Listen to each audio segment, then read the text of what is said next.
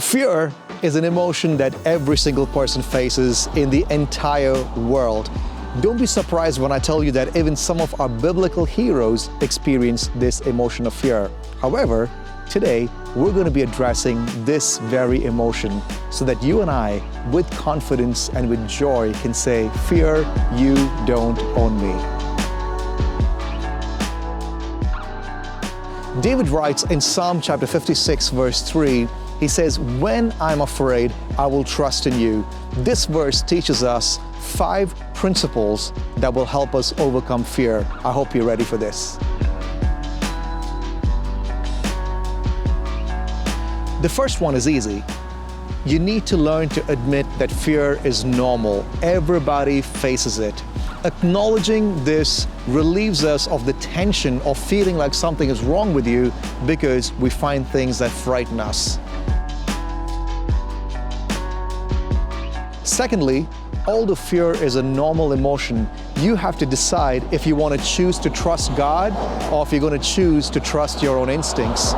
Trusting God every time we're faced with fear is a choice that we have to make.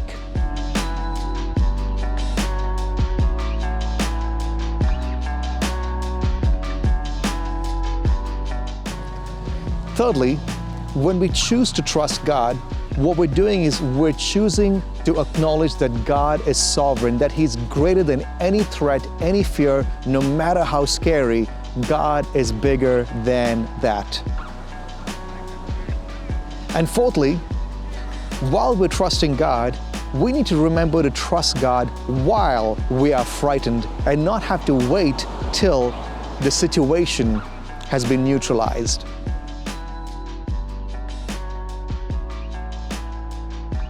And finally, don't forget that overcoming fear requires a personal relationship with God. The more you draw closer to Him, the more you will see that He is strong, and as He helps you overcome every situation of fear, you will be able to grow in trust, knowing that no matter what fears you face in the future, God will be there for you.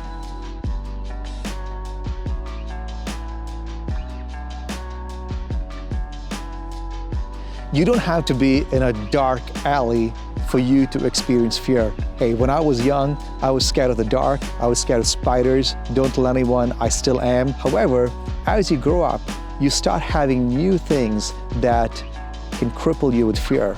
There's a fear of being alone for the rest of your life, the fear of losing a loved one, the fear of losing a job, the fear of being poor, the fear of what in the world is going to happen to our country when this election is over. These fears are normal, but don't forget, they don't have to own you. David, in the same psalm that we saw earlier in Psalm 56, just a few verses later, this is what he has to say. He says, "In God I trust, I shall not be afraid. What can man do to me?" In just a few verses, David went from saying, "When I'm afraid, I will trust in God," to saying, "Because I trust in God, I will not be afraid." Don't forget what we learned about fear. It is something that everybody faces. While you're frightened, trust God. Don't wait till the fear has gone away for you to grow in trust, but use the fear to help you grow in trusting God. And every time you come through a situation and you see the sovereign power of God, draw closer to Him in relationship. Keep on growing in this close relationship with God so that you and me, like David, can say, "Because I trust in God, I will not be afraid." And together, we can joyfully say, "Fear, you don't own me."